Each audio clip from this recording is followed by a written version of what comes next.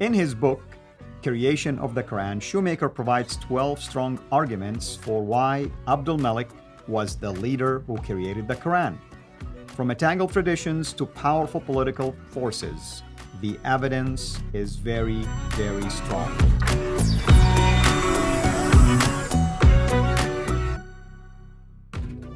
With me here to unpack these reasons is Dr. J. Smith. Dr. J, welcome back. Yeah. What are these reasons that I think Shoemaker is the one who's making them, right? Yeah, I've just put together 12. There are actually more that we're going to come up with later that are more geographical and historical, but these are the 12 that make sense just from what Shoemaker's... So you extrapolated them from his book. Extrapolated from his book on why he thinks it has to be the Abdul Malik al-Hajjaj paradigm. Number one, first of all, when you look at the traditions, there is no unanimity in the early Islamic tradition on an Uthmanic authorship. This is from the CIRA, the Tafsir, the Hadith, and the Tahriq. Those four and we genres. demonstrated that. We demonstrated that, so you can't say that they are of one accord. You can see there's lots of contradictions, especially Al-Tabari and Ibn Kathir. You can see they show all the different contradictory reference points to that. Number two, the Islamic tradition brings a chaotic tangle of inconsistent traditions concerning Uthman. So the fact that there's such an inconsistent and there is these contradictions there proves that there is a real problem with that paradigm. Number three, there was no early tradition of the Quran's definitive collection by one of the first four caliphs, which is really fascinating because we've always assumed it was the third caliph. That's right. So the fact is there's no early tradition that really says that. So why is it we've always taken that? It's the later traditions that confirm that, and it's really Al-Bukhari, which is 870, 240 years, much, much too late.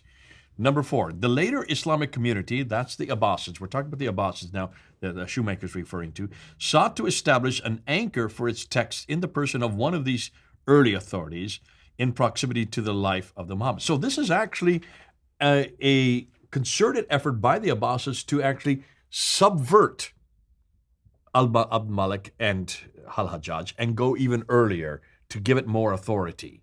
This is why we need to be careful because there's an agenda here. And then number five, there's considerable evidence that the Noldekian Schwalian paradigm, that's the one on Uthman, has lived a good life but now needs to be put to rest because of everything that we're now finding. It stands to reason. We go with the evidence that's on the ground. Number six, the Qur'an's composition under Abdul Malik and al-Hajjaj is attested by the letter of Leo III. We haven't got into that. That's something that's coming up. We're going to talk about John Damascus. We're going to talk about Leo III. We're going to talk about Al-Kindi. We're going to talk about another guy named Alexander. Actually, we're looking into four different Christian characters who coming in the 8th century who are all actually talking about what's happening in their own lifetime.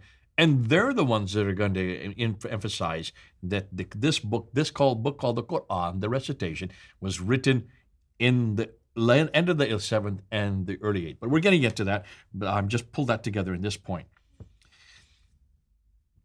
Now, the Quran's composition, when we go down to that, let me do number 7 then. The strength of Abdul Malik's reign, in contrast to his predecessors, makes such an undertaking entirely feasible. It makes more sense. Because it's controlled. That's right. There was nothing there. And you're going to see, especially as Shoemaker gets in his later chapters, when he looks at the environment of that part of the world, especially when he looks at the environment of the Hijaz. He's going to destroy the Hijaz. Much like we've been doing. He comes to the same conclusions we do. He's missing a few that he could be helpful with. We're going to help him with that.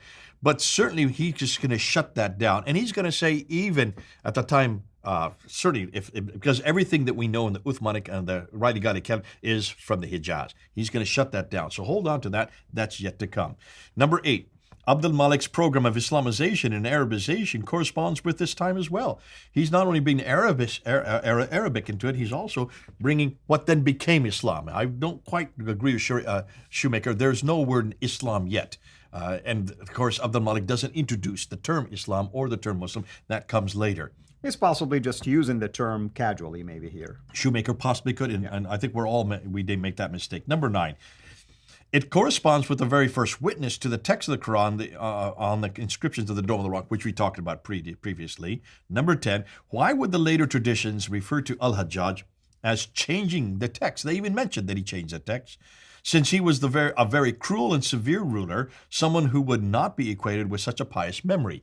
And we're talking about the Abbasid traditions. Why would they even refer to him as changing it if they hated him so much, unless they had to, because this was a well-known, this is part of common memory. They couldn't go against that. And number 11, ascribing a canonical text to more esteemed figures closer in time to Muhammad would make sense for the later Abbasids, and they needed a narrative which confronted the early Umayyads narrative. They hated the Umayyads. They didn't want to give credit to the Umayyads. Well, I mean, the Abbasids are named after the uncle of Muhammad, Abbas. So it seems to me that it's quite possible. I mean, this is a theory, okay? Don't jump all over it yet. It seems to me that it's quite possible that there was a guy by the name of Muhammad, was a local prophet, wasn't accepted by many, and somehow his family became prominent, the Abbasids, and they wanted really to earn credit by the fact that he's the one that should really get notoriety rather than what Abdul Malik is doing. It's Good quite man. Possible. Perfectly possible. Now prove it. Yeah. Well, that's true. You have to prove it. You've got to even show. If you're going to have a exactly. problem, if you think Abbas is a character that's well known, you don't even hear about Abbas until Tabari introduces him in the 10th century. Show me an Abbas in the 7th century. Surely there is some reasons behind this competition between the two. And it's political. Yep. Number 12, François de Roche, through careful paleographic and chronological study, has confirmed that the earliest extant Qur'ans, which were in fact produced in the imperial chancery, hold on to that word, imperial chancery during the reign of Abdul Malik. Dorosh is very clear, and we're going to go and look at the manuscripts. We're going to do that in upcoming episodes, and we're going to show when you look at paleographically and when you look at chronologically, when you look at these manuscripts, they are not from the 7th century. They are all from the 8th, 9th, and 10th century, when we're going to even confront the radiocarbon dating. We're going to shut that down, that whole argument down, just by looking at a number of manuscripts like the Birmingham Folio, like the Tübingen manuscript, and especially your manuscript, the one you're working on. That's the Sanaa manuscript. Yeah. But that's yet to come. Those are coming episodes. So those 12 reasons, you can see in every case, it looks pretty clear that who we need to look at is not Uthman, nor Abu Bakr, Umar, or Uthman, or Ali. Don't look at the four caliphs. Don't even look at the Hijaz. Certainly get that out of there. Let's look and see when this book actually was started to put together. Not canonized yet. We're not going to say it's canonized. And Shoemaker never says that.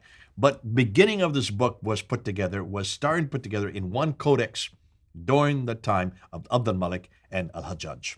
Absolutely. And all of these are logical reasons that are being raised by Shoemaker. And you've heard, my brother here mentioned something about the canonization. If you look at this particular paradigm now, the Abdul Malik paradigm, it makes sense why someone like Ibn Mujahid want to canonize certain readings, because it's so close to his time versus having a gap of 300 years. So now you begin to see some backgrounds behind the evolution of a text and the standardization of its readings.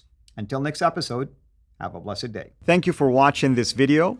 Be sure to like and subscribe to our channel, CIRA International, and click on the bell so that you receive notifications whenever we publish a new video or go live. I would also like to appeal to you to consider becoming a Patreon patron by clicking the link right below. By doing so, you can give towards the production of these videos. There are also other options for you where you can give to our channel. I thank you from the bottom of my heart.